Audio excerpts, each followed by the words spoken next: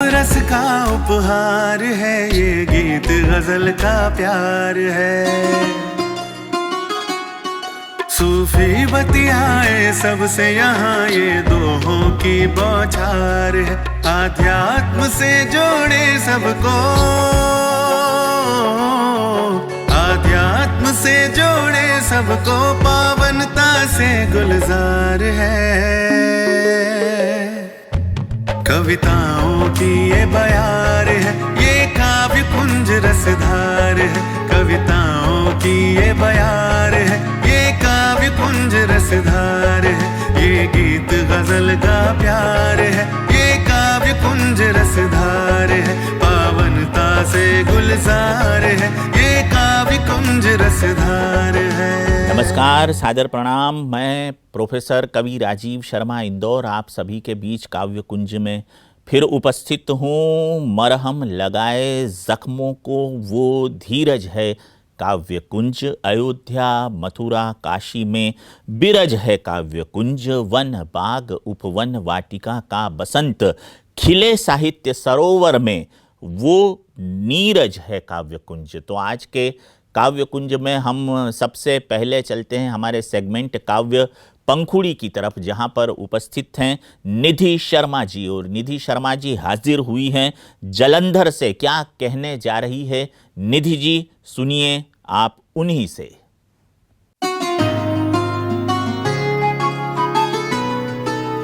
नमस्कार, मैं निधि आप सबके सामने आज काव्य कुंज में, काव्य पंखुड़ी में आपके लिए यहाँ पर फिर से कविताओं का पिटारा खोलने के लिए हाजिर हो चुके हैं। आज सोचा क्यों ना आपको कई बार बहकता बहकता या बहता बहता शब्दों के जाल में खो सा जाता है, या कह सकते हैं कि समंदर बन जाता है और उस नीले आसमान की चादर में सोने का जी चाहता है। जी हाँ, बस ऐसे ही कुछ पहेलियों से आज बंधा रहेगा समय। आज काव्य पंखुड़ी में मैं अपनी एक ऐसी कविता आपके सामने लेकर आई हूँ जिसमें खुद समंदर बनकर उसी नीली चादर में ओढ़कर सोने का मन तो कर रहा था, लेकिन शोर इतना था। वो शोर क्या था, कैसा था, इन्हीं सब बातों से पर्दा उठा रही है आज की काव्य पंखुड़ी। चलिए आगाज करते हैं। समंदर बादलों से नीली चादर ओढ़े, समंदर बादलों से नीली चादर ओढ़े। शोर ये कैसा मेरे मन को टटोले।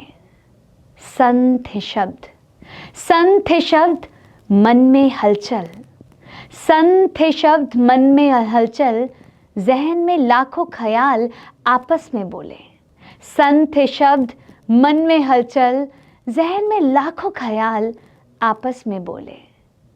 पवन खटोला लिए जा रहा मुझे बादलों पे, पवन खटोला लिए जा रहा मुझे बादलों में।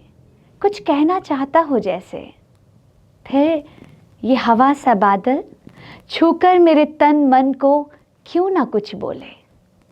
फिर ये हवा सा बादल छूकर मेरे तन मन को क्यों ना कुछ बोले। शब्दों के इस जाल में सब खोजेंगे मुझको, शब्दों के इस जाल में सब खोजेंगे मुझको। पर खो चुकी मैं एक बार फिर खुद से, ढूंढती छाया मेरी पहचान मुझसे, ढूंढती छाया मेरी पहचान मुझसे। सब बिखर गया तो संभल गई, सब लौट आया तो टूट गई। सब बिखर गया तो संभल गई, सब लौट आया तो टूट गई। क्या चाहता ये मन, टटोलती फरोलती बिफर गई। रूठी हूँ या मानी हूँ, आपकी हूँ या अपनी हूँ, बिछड़ गई हूँ या जुड़ी हूँ खुद से। समंदर समन डर कर नीली चादर तले बैठा है। मालूम है कि पल भर का ये तूफान था, फिर तहस नहस था। इसीलिए बाहर के तूफान को रोककर अंदर की आंधी को जगाना, बाहर के तूफान को रोककर अंदर की आंधी को जगाना।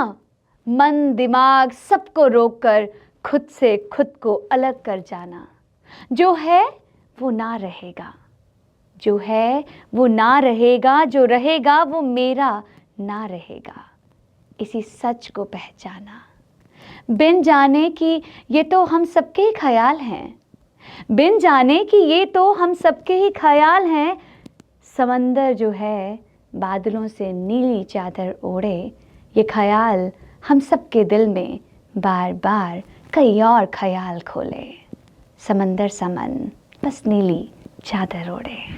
देवियों और सज्जनों, जैसा कि आप जानते ही हैं, काव्य कुंज में हम विभिन्न कविताओं के माध्यम से विभिन्न सेगमेंट के तहत आपको बहुत ही रोचक, मनोरंजक और ज्ञानवर्धक कविताओं से रूबरू करवाते हैं। आइए अब हम चलते हैं उस सेगमेंट की तरफ। सेगमेंट में उपस्थित होने जा रही हैं जालंधर से आई हुई रेणु नैयर जी। रेणु नैयर जी गज़ल सुनाने जा रही है, और जब बात गज़ल की होती है तो हमारा सेगमेंट कहलाता है गज़ल गुलाब। जब हम गज़ल का जिक्र करते हैं तो ऐसा कहा जाता है, ज़िक्र मोमिन की ज़ुबां दाग की, गालिब का बयां, मीर का रंगे सुखन हो तो गज़ल होती है। सिर्फ अल्फाज ही मानी नहीं पैदा करते, जज्बाए खिदमते फ़न हो तो गज़ल होती है। यानी अल्फाजों से ज़्यादा महत्व गज़ल में भावनाओं का होता है। देखते हैं हम गज़ल गुलाब सेगमेंट में क्या कहने जा रही हैं आदरणीय रेणु जी।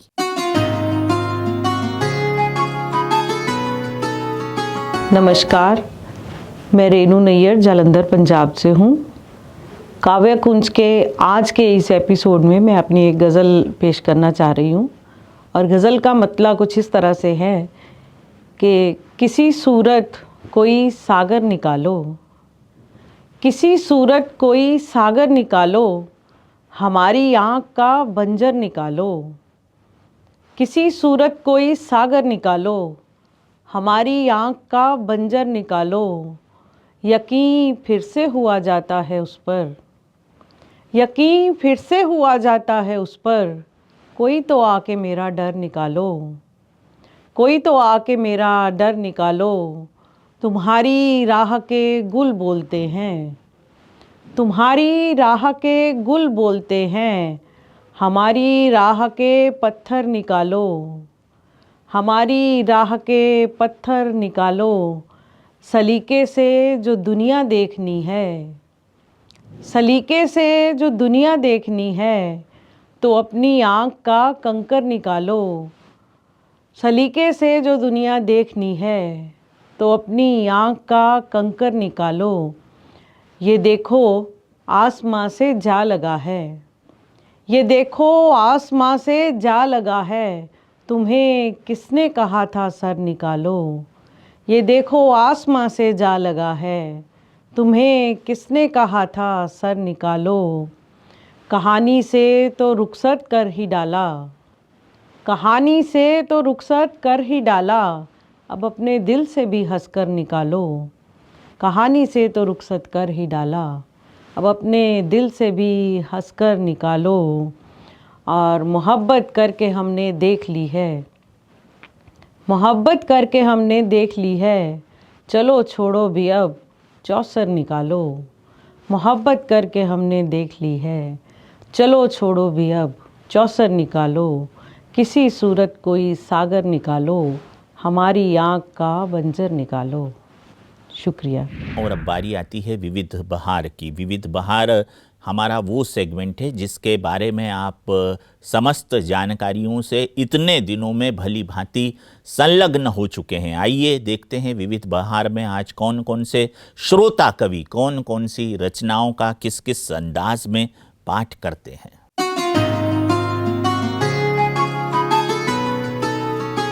मित्रों, प्रभु श्री राम की प्राण प्रतिष्ठा हुई, लेकिन इस प्राण प्रतिष्ठा के बाद हमें किस तरह से अपने आचरणों में प्रभु श्री राम की प्राण प्रतिष्ठा करनी है, कैसे राम मर्यादा पुरुषोत्तम श्री राम हुए, इस विषय से मैं गीत आपके सामने रखता हूं। आप सुनिए। क्या है राम होना?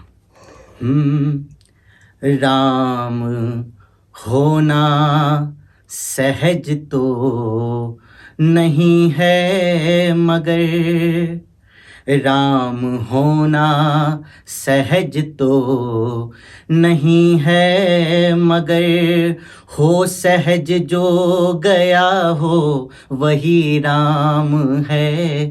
राम होना सहज तो नहीं है, मगर हो सहज जो गया हो वही राम है। पंख के मध्य भी खिलाता हुआ, पंख के मध्य भी खिलाता हुआ, हो जलज जो गया हो वही राम है। राम होना, और क्यों राम सहज है?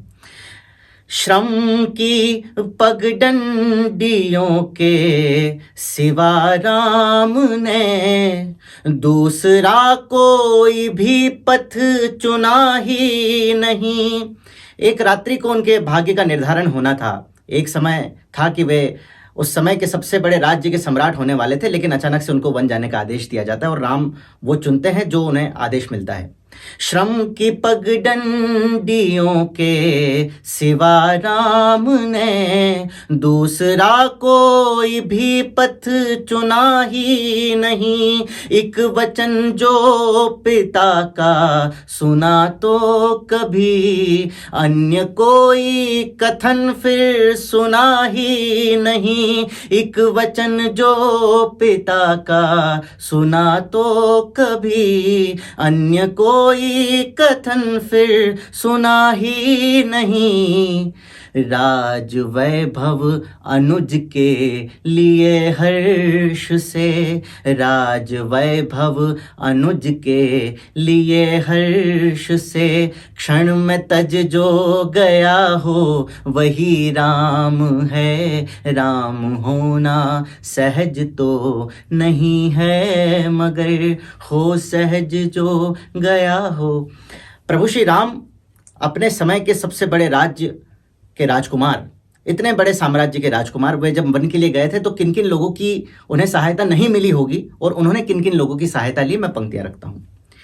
राज महलों से बिनती नहीं की कभी, आम जन को ही संग में मिलाते चले। राज महलों से विनती नहीं की कभी, आम जन को ही संग में मिलाते चले। संग के वट के सरिता हुए पार तो, संग के वट के गंगा हुए पार तो, बैर शबरी के जूठे भी खाते चले। धर धरा पर मुकुट स्वर्ण का शीश पर, धर धरा पर मुकुट स्वर्ण का शीश पर, शीश पर मल के रज जो गया हो वही राम है। राम होना सहज तो। मित्रों, रामचरितमानस में एक घटना का जिक्र है और वाल्मीकि रामायण में भी उस घटना का जिक्र है जिसके कारण यह समूचा प्रकरण हुआ। मैं बहुत विनम्रता के साथ उस बात को कहना चाहता हूँ, कहने की कोशिश करता हूँ, सुनिएगा। हम कहाँ गलती करते हैं, हमें कहाँ सीखना है, कहाँ चूक नहीं करनी है। स्वर्ण मृग की छटा जो कहीं जान की, स्वर्ण मृग की छटा जो कहीं जान की, के हृदय को अधिक यूं लुभाती नहीं। स्वर्ण मृग की छटा जो कहीं जान की, के हृदय को अधिक यूं लुभाती नहीं। है परम सत्य होता नहीं अपहरण, है परम सत्य होता नहीं अपहरण, जो सिया लांघ रेखा को जाती नहीं। है परम सत्य होता नहीं अपहरण, जो सिया लांघ रेखा को जाती नहीं।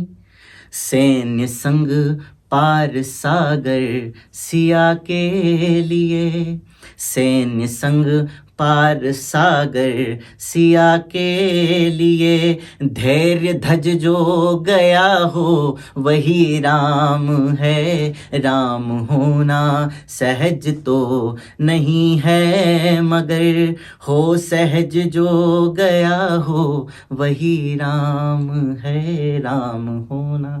बहुत बहुत धन्यवाद। तो ये था आज का काव्य कुंज कार्यक्रम। आशा है आपको हमारा काव्य कुंज कार्यक्रम पसंद आया होगा।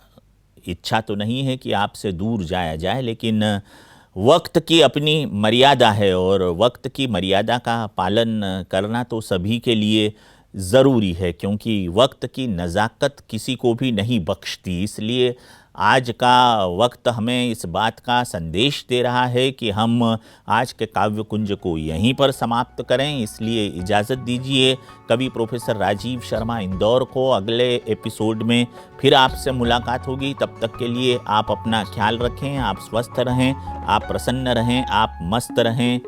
सादर नमस्कार।